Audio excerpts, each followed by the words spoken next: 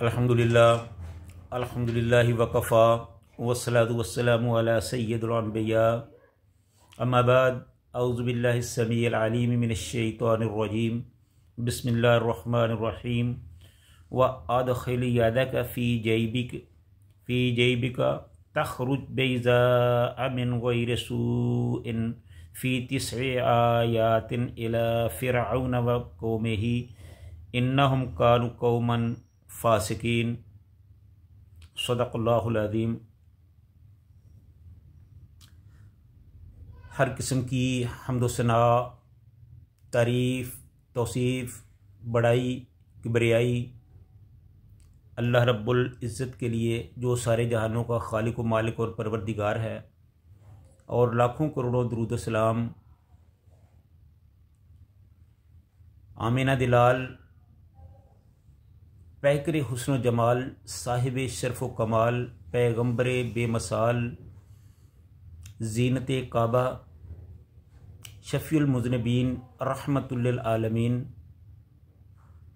हज़रत मुहम्मद रसूलुल्लाह सल्लल्लाहु अलैहि वसल्लम की ज़ात पे। ये जो मैंने आपके सामने आयत तिलावत की है, ये सूरह अल-नमल की 12 नंबर आयत है। ये उस वक्त का वाक़या है जब हज़रत मूसा अलैहिस्सलाम को अल्लाह ताला ने 9 मोजज़ात बियक वक्त अता फ़रमाए और उन्हें हुक्म दिया कि वो इन 9 मोजज़ात से मुसल्ला होकर इन 9 निशानियों के साथ फ़िरौन के पास जाए और उसकी इस्लाह करे। वो बहुत ज़्यादा सरकश हो चुका है, वो बहुत ज़्यादा बिगड़ चुका है, तो इसलिए उनके साथ जाओ, वहाँ मेरा पैगाम पहुँचाओ, उनकी इस्लाह करो, उनको राह रास्त पर आने की दावत दो।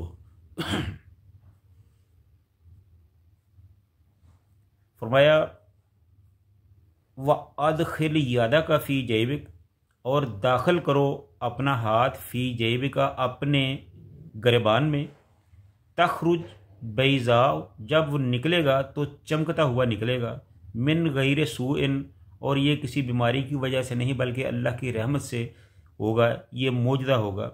फ़ी तिस आयातिन, 9 निशानियों की तरफ, इला फ़िरऔन व कौमिही, फ़िरौन की तरफ जाओ और अपनी कौम की तरफ जाओ और वहाँ हक़ बयान करो। इन्नहुम कानू कौमन फ़ासिकीन, वो बड़े ही नाफरमान लोग हैं जो अल्लाह की नाफरमानी कर रहे हैं, अल्लाह को भूल चुके हैं। तो हज़रत मूसा अलैहिस्सलाम की ये दूसरी निशानी है जो इस मौका पर अता हुई। हज़रत मूसा के तखरुज बैज़ा के साथ मिन गैर सूए की कैद हज़रत मूसा के इस तरद्दुद के रफ़ा करने के लिए थी कि हाथ के सफ़ेद होने से इनको किसी किस्म का मर्द का वहम ना हो, क्योंकि जब हज़रत मूसा अलैहिस्सलाम को अल्लाह ताला ने फरमाया कि ये अपना आसा ज़मीन पर डाल दो, जब उन्होंने ज़मीन पर आसा फेंका तो वो अज़दहा और सांप बन गया। मूसा अलैहिस्सलाम घबरा गए। तो हज़रत मूसा अलैहिस्सलाम के इस तरद्दुद को रफ़ा करने के लिए, ज़हनी तौर पर तैयार करने के लिए पहले ही अल्लाह ताला ने बता दिया कि जब तुम इस हाथ को गिरबान में डालोगे और फिर बाहर निकालोगे तो ये चमकता हुआ बाहर आएगा, और ये अल्लाह ताला की तरफ से एक सच्चाई की, नबूवत की निशानी होगी। आपने घबराना नहीं है, ये किसी बीमारी की वजह से नहीं बल्कि अल्लाह की रहमत होगी। तो ये मोजज़ा, ये इत्मीनान और यकीन दहानी इनको ये मोजज़ा देते वक्त ही कर दी थी। और यही बात करीने अक्ल व फितरत है कि हज़रत मूसा अलैहिस्सलाम को असा के मोजज़े से जो तशवीश हुई थी, जब वो डरे थे, तो इसी तरह की तशवीश इनको इस मोजज़े से भी होती अगर ये यकीन दहानी या इत्मीनान ना दिलाया जाता।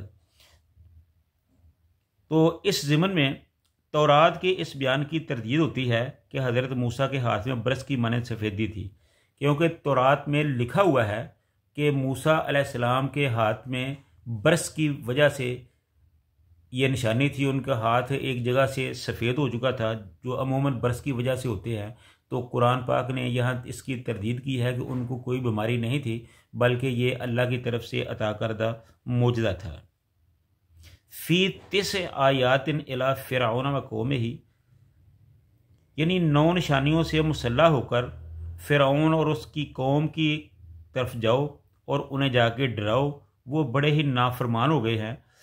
इब्तदान तो हज़रत मूसा को असा और यद बैदा की 2 निशानियाँ ही दी गई, लेकिन इनके अंदर बहुत सी निशानियाँ मुज़मिर थी जो बाद के मरहल में ज़ाहिर हुई।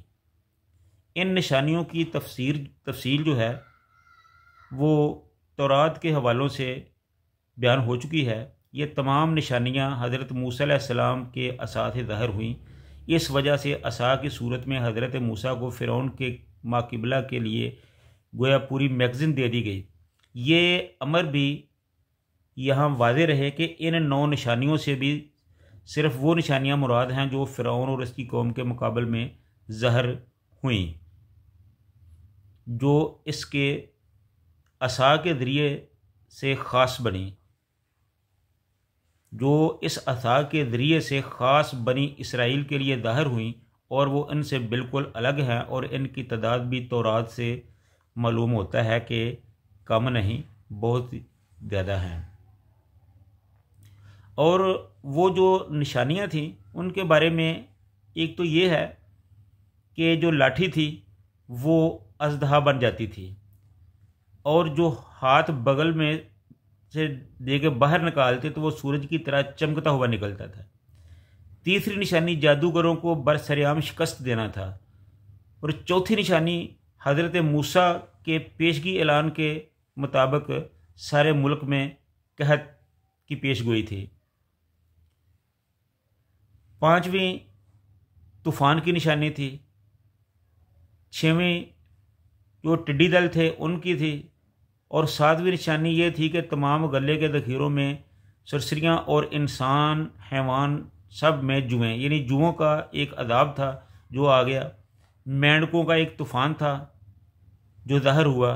तो इस तरह ये 9 निशानियाँ थीं जो अल्लाह ताला ने मूसा अलैहिस्सलाम की सदाकत को ज़ाहिर करने के लिए मूसा अलैहिस्सलाम को दी गई। तो इसी तरह अल्लाह ताला ने मौके और मुनासिबत की वजह से हर नबी को, हर पैगंबर को कोई ना कोई मोजज़ा, कोई ना कोई निशानी अता की है। इसी तरह हमारे नबी सल्लल्लाहु अलैहि वसल्लम के भी बहुत से मोजज़ात आए हैं, जिनमें सबसे बड़ा मोजज़ा जो ज़िंदा और जवेद मोजज़ा है वो तो कुरान का है कि 1400 साल पहले अल्लाह ताला ने ये चैलेंज किया था कि इस कुरान की तरह कोई सूरत बना के लाओ, लेकिन वो आज तक नहीं बना सके।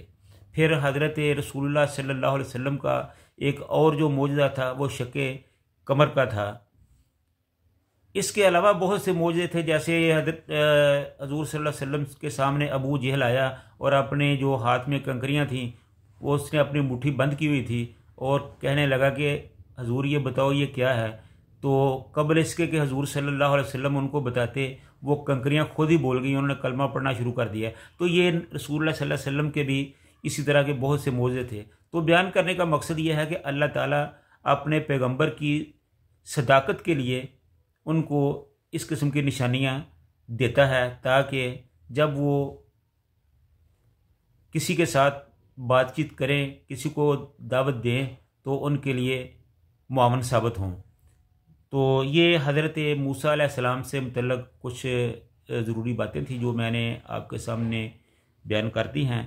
अल्लाह ताला हम सब को इन हक़ाइक़ को समझ कर इस पर अमल करने की तौफ़ीक़ अता फ़रमाए। व आखिरु दावाना अनिल हम्दुलिल्लाहि रब्बिल आलमीन।